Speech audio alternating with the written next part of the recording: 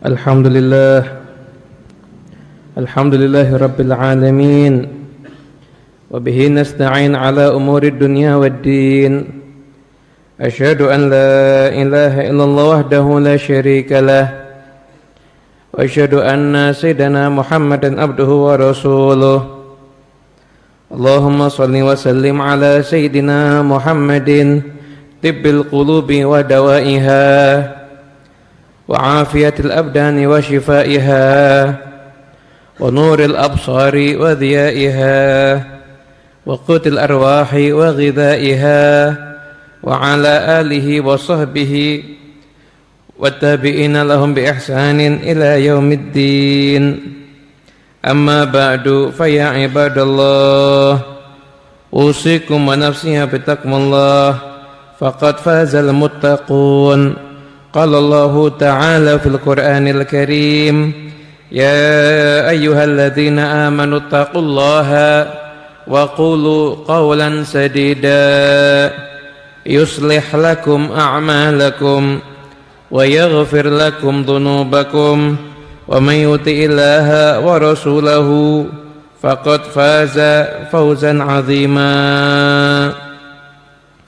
Hadirin sidang Jumat yang dimuliakan Allah Subhanahu wa taala. Puja dan puji syukur kita haturkan ke hadirat Allah yang senantiasa mencurahkan anugerahnya, rahmatnya, karunia-Nya kepada kita semuanya. Salawat dan salam semoga selalu dihaturkan kepada junjungan kita Nabi besar Muhammad sallallahu alaihi wasallam serta segenap sahabat beliau, keluarga beliau, kerabat beliau semuanya dan yang mengikuti beliau sampai akhir hari kiamat nanti.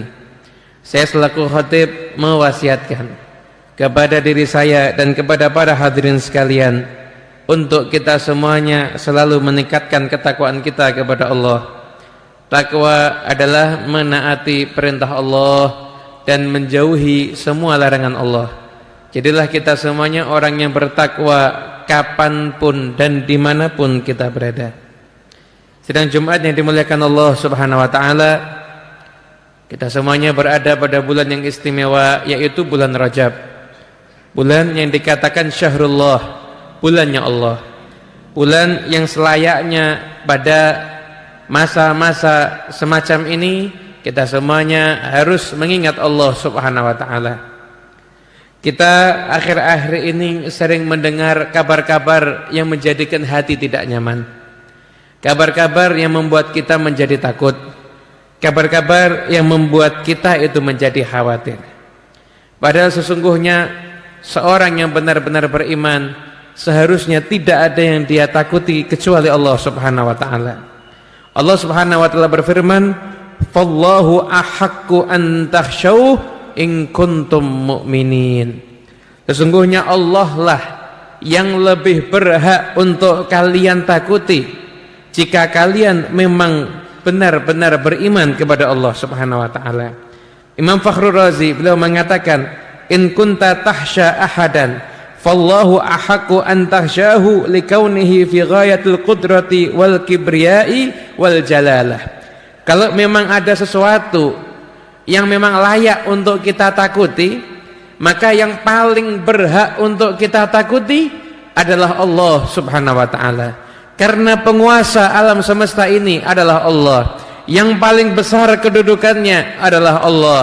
Yang paling agung adalah Allah. Yang paling mulia adalah Allah. Maka tidak ada yang layak untuk kita takuti selain Allah Subhanahu wa taala, apapun itu. Hadirin di Jumat yang dimuliakan Allah Subhanahu wa taala, apapun wabah penyakitnya atau apapun juga bencana-bencana alam, maka kalau sudah takdir Allah itu akan menggerakkan hal tersebut, maka tidak akan ada yang bisa melindungi siapapun juga kecuali Allah Subhanahu wa taala. Teknologi mana yang bisa membendung gempa bumi? Teknologi mana yang bisa membendung tsunami? Teknologi mana yang bisa untuk mengalahkan kekuasaan Allah Subhanahu wa taala? Tidak ada satupun teknologinya atau apapun juga yang bisa menghalangi ataupun menentang kekuasaan Allah Subhanahu wa taala. Maka selayaknya kita seorang mukmin, kita semuanya dalam hidup kita, dalam keseharian kita, dalam rumah tangga kita, yang kita takuti hanyalah satu, yaitu Allah Subhanahu wa taala. Apabila kita dalam kehidupan ini kita merasakan, kita sering merasa takut terhadap segala sesuatu, dikit-dikit kita merasa takut, terdengar kabar kita merasa takut, maka kita harus introspeksi diri. Mungkin selama ini kita kurang takut kepada Allah Subhanahu wa taala. Dikatakan dalam hadis bahwasanya Nabi Muhammad sallallahu alaihi wasallam beliau bersabda, "Idza khafallaha al-'abdu akhafallahu minhu kulla syai'. Wa idza lam yakhafil 'abdullaha akhafahu Allahu min kulli syai'." Sesungguhnya apabila seorang hamba takut kepada Allah Subhanahu wa taala, maka Allah akan menjadikan semuanya akan merasa takut kepada hamba tersebut. Namun sebaliknya, ketika ada hamba dia tidak takut kepada Allah Subhanahu wa taala, dia tidak takut ketika bermaksiat, dia bisa mendatangkan murka Allah. Dia tidak takut apabila dia lalai bisa mendatangkan kemarahan Allah. Dia nggak pernah takut kepada Allah. Dia bermaksiat seakan-akan Allah tidak melihatnya. Dia menjalani kehidupannya tidak pernah merasakan khawatir dirinya tidak mendapatkan keridhaan Allah Subhanahu wa taala. Dia biarkan keluarganya nggak pernah berzikir mengingat Allah. Keluarganya tidak mengikuti aturan Allah, nggak ada rasa takut kepada Allah dalam dirinya. Maka yang akan terjadi, orang tersebut akan takut dengan segala apapun juga. Hidupnya akan dilanda penuh dengan ketakutan. Kenapa? Karena tidak takut kepada Allah Subhanahu wa taala. Sungguhnya yang lebih mengerikan itu bukan virus. Yang lebih mengerikan itu adalah seorang hamba yang udah nggak sholat. Yang lebih mengerikan itu seorang anak yang durhaka. Yang lebih mengerikan itu ketika ada yang membuka aurat. Yang lebih mengerikan itu ketika udah nggak bayar zakat. Yang lebih mengerikan itu ketika putus silaturahmi. Ini yang jauh lebih mengerikan. Karena sedahsyat apapun penyakit, ketika orang itu mati maka akan selesai penyakitnya.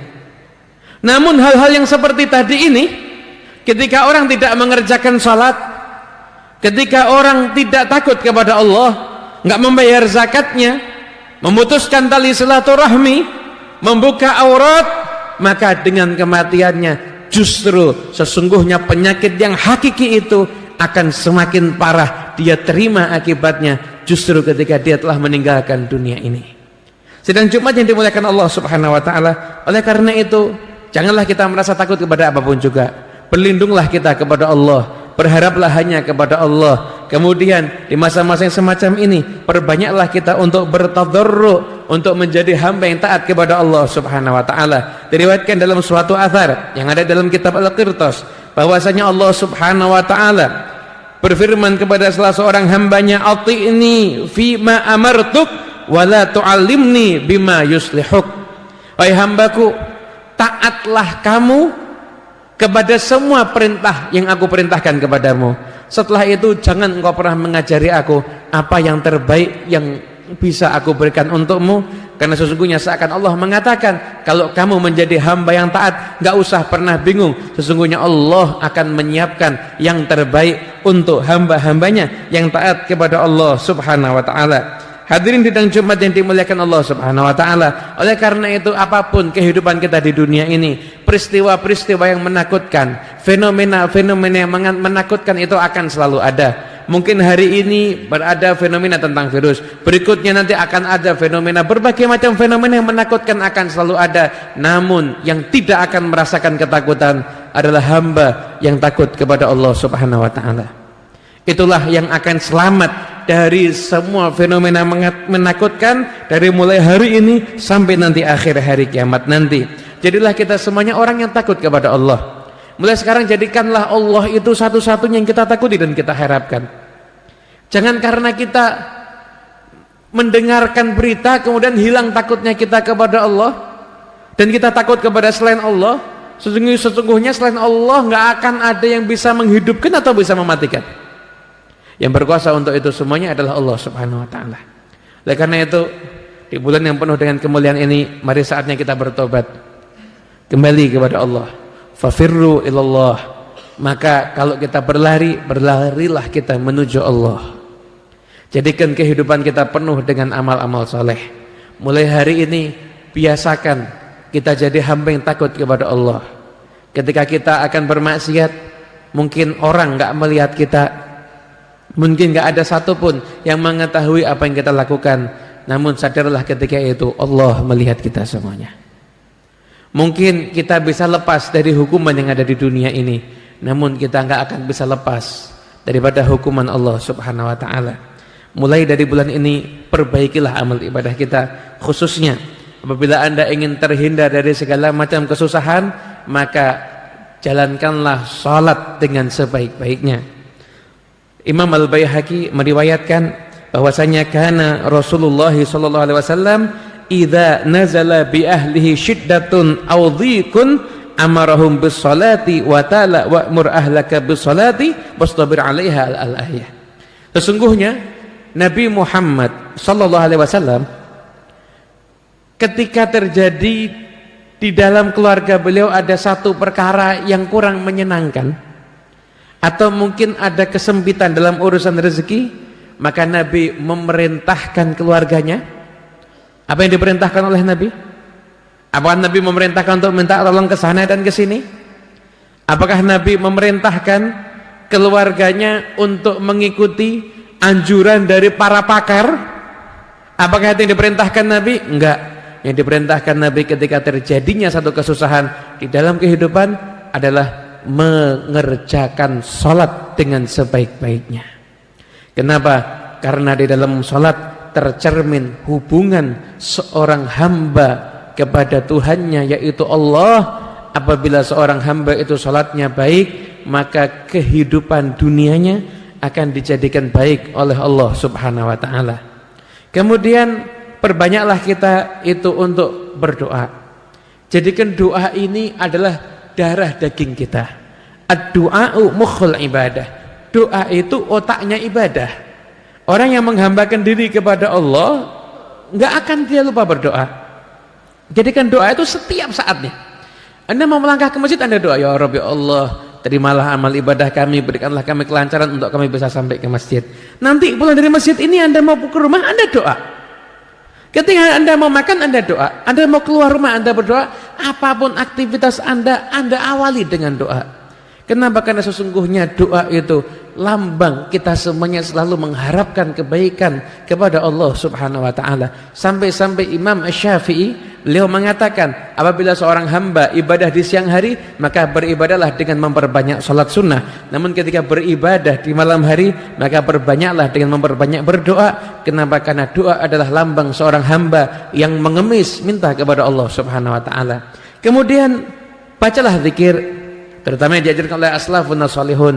Sungguhnya amalan-amalan yang diajarkan oleh pendahulu kita yang soleh, entah itu zikir ratibul haddad, ratib al-attas, hizbul bahar, hizbun nawawi, wirdul latif, dan semuanya, mereka itu bukan mengarang atau mengada-ngada. Mereka itu mengumpulkan intisari ayat Al-Quran dan hadis, lalu dirangkum menjadi sebuah susunan doa dan zikir hingga dinamakan ratib. Itu adalah hal yang sangat bermanfaat untuk kita semuanya. Dikisahkan bahwasanya diriwayatkan oleh Sayyidina Utsman bin Affan, beliau mengatakan bahwasanya aku mendengar dari Nabi Muhammad sallallahu alaihi wasallam bahwasanya Nabi bersabda, "Man qala fi awwali yaumihi aw fi awwali lailatihi bismillahilladzi la yadhurru ma'asmihi syai'un fil ardi wala fis sama'i wa huwa as-sami'ul 'alim thalatha marrat lam yadhurruhu syai' fi dzalikal yaum aw fi tilkal lailah."